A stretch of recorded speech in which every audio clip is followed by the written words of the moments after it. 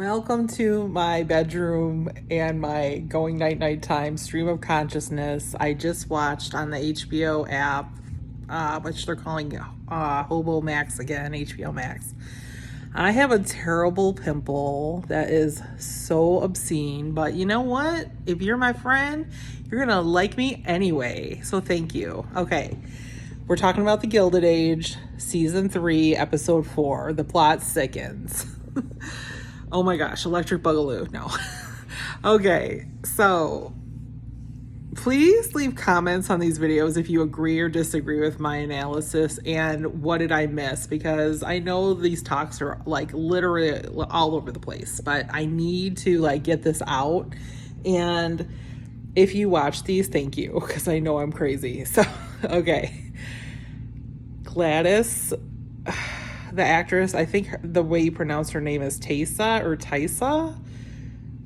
She played this so great. She was definitely shaking and scared. You could hear it in her voice. You could see it in her expression, her body. But she went through with it. She married the Duke. And we realized, I think last episode, she's only 17 years old. And she's having sex for the first time. And she's scared to death and wants to put it off. And it's interesting what they talked about. She said her mother explained some things to her, and she said it may hurt, and he said it probably will. And I was like, wowzers. Like, I guess, like, you probably wouldn't know a lot if you were a young lady back then. So they got me thinking about so many things, but the acting was superb. I thought the dress was very gorgeous, and the veil for the wedding. I think the church was done very pretty. Definitely of that time, the wisteria. I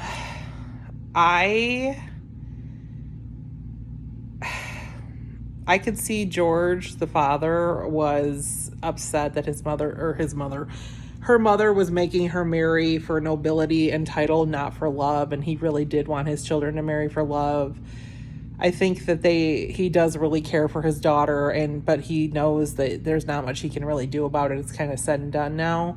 And Bertha, oh my gosh, was so terrible to her sister, but her sister was trying to make trouble too, which I liked that they put that in, because she was like instigating little like comments here and there and trying to be like, look, I know you think you're better than me, but you're still my sister. You're not better than me. And I was just here for it. I was like, yes, show up to that wedding, get all up in the busy. Okay, finally Mrs. Winterton's ass shows up.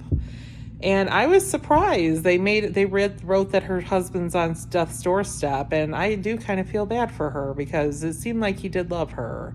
I'm not sure how that's going to play out in Newport society. Maybe like the funeral will come or they'll mention it. I'm sorry. I love Nathan Lane. He can do no wrong. I did not like how he played this time, that he's not going to gossip. He's just going to be nice to everyone and say nice things. What changed? Why? We liked it that you were like causing trouble. Okay. Like, what's up? You're part of like the rumor mill. Yeah, we still haven't revealed who's telling the newspaper all of the details of the wedding before the wedding. Like, that was like a major scandal. I think it's the French maid. I don't know why, but I do. What do you guys think? Like, what's your guess on that? Okay. Also, I do think that Marion and Larry, or some people call them Larry, and they ship their names together. I think they should like do it. It's too much tension for me. They need to just do it. She needs to just sit on his face, get it over with. I'm sorry, I'm being vulgar. That's just me. I just have to call it like I sees it. They're gorgeous together. There's definitely a spark. There's like sexual tension. I don't know how they play it like that. It was hot. I'm like, oh my gosh, like you guys just gotta just get this, just bang it out, okay? Sorry, just being honest. And they're a little older. I think they can like bang it out and it won't be so controversial. They're like in their mid-20s, right? Okay, so I'm sorry. I know it's 1885, but like, come on. Okay, so we find out in this episode why Mrs. Bruce is called Mrs. Bruce. She is married, and she never like mentioned her husband before, but he has severe depression and he's in an asylum. I am so sad. Like, I guess they didn't know what to do when people were depressed back then or had depression. And she said that she's not allowed to divorce in the state of New York unless it's adultery, and she's not allowed, and she doesn't have the money to if she wanted to.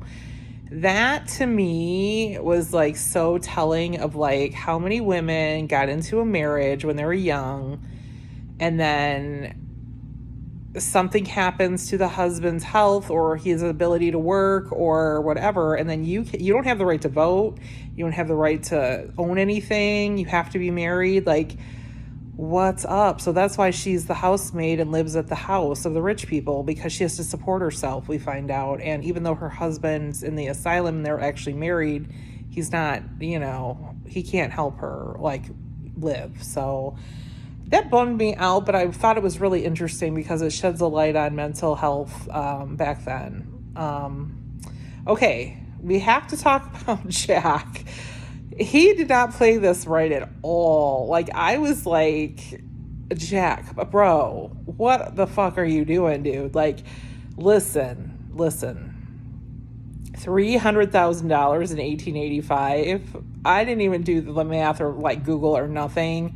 It's got to be like half a billion or something back then. Like, it's got to be like FU money. It's got to be like you never have to ever work in your life again if you're literally have $300,000. Like, how? And he said that he doesn't want to stop being the footman / butler because it's the only home he's ever known. He's never had a home before. And I was like, oh my gosh, like, just keep inventing things and like working on your patents. And like, he felt like he doesn't have a purpose unless he works for these other people, but like he can work for himself. And like, if you listen to my podcast with my brother, Sibby's podcast, free on Spotify, the way to become rich in America is to have a big idea or product and sell it, or make a company and sell it. That's the way to get rich, not working for somebody else. When you work for somebody else, you're helping get them rich. All right? Like, that's what's up.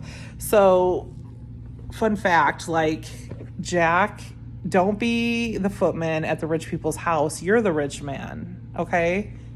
Fun fact, now you're the rich man. It happened overnight for you. Rock out. You're still young. You can enjoy your life, get a wife, have some children, invent more shit. I don't know. I want to see how this plays out, like, because he seems like he's still in disbelief of the money, and he's like, his confidence isn't there.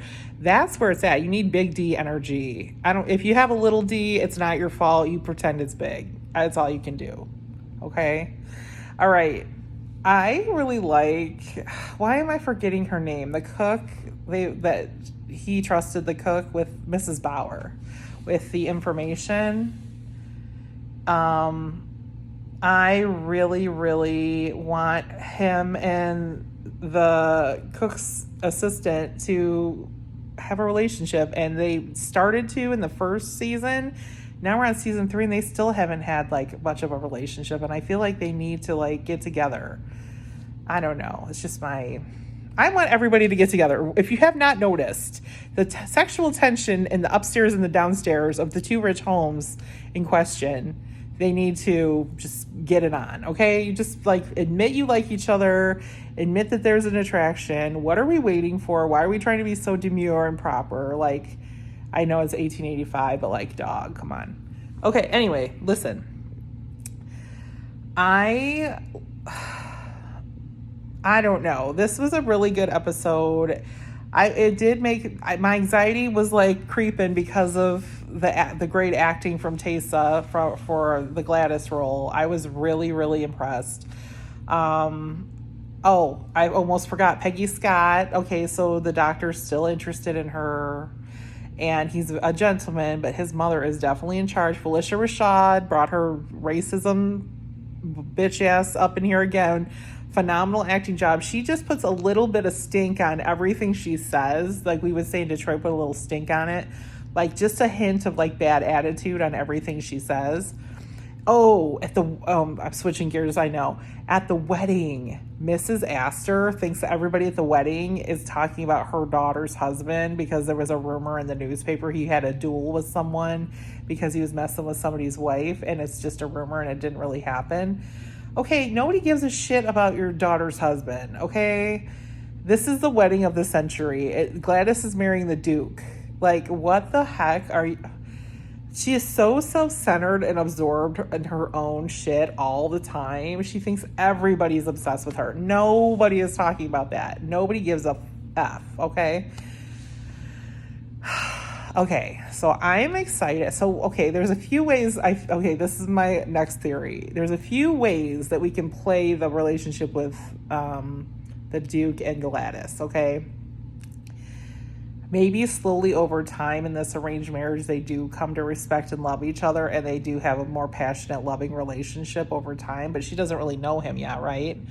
Or she's like effing miserable and they play that all season. Like she really can't like get herself to like him at all or fall in love or enjoy it or whatever. And I feel for her for that because like being in a marriage, okay, so I'm using this line that Bertha Russell said, I believe in the first episode this season. It might have been the second one where she said, "Don't you know that a bad marriage is a prison?" Right here, I will tell you that is so true. I mean, now if you know me personally, I've been divorced twice now. A bad marriage is a prison, and you feel you should stay loyal for too long because you did make this commitment, and you don't want to just like dip because you feel like there's children involved, there's finances involved, and we're so intertwined, and this is like affecting other people, and I made a vow and I need to keep my promise even though you're getting treated bad or what, or you don't love the person or whatever. I feel that back then a bad marriage was definitely a prison because just listening to Mrs. Bruce, her husband is in the insane asylum and she feels she can't get out of it, A, because she doesn't have the money for a divorce, but B, she doesn't qualify for the divorce because everything's a man's world. So it definitely was a prison back then. And I think it's interesting to like say that, oh, Peggy Scott was talking about black women getting the vote. That's like so many years off. I believe isn't that 1918 in the United States? I believe it's going to be a minute. And but she said, I'm going to see it in my lifetime. And I was like, you go, girl. Like, you will see it in your lifetime. You're still in your 20s. And it's like about 30 years away. So you're going to get there. Or maybe 25. Well, anyways, thank you for listening to this crazy stuff. I wish I had somebody right here to talk to about this show that like knows the characters and we can bounce off ideas. But my friends that live here where I'm working right now, they don't watch stuff like this. And I am far away from my daughter, who I believe is watching this right now. I'm over 2,000 miles from her, and I don't get to talk to her about it like every week because we're both so busy. So thank you. I appreciate you so much. Be blessed. Mwah.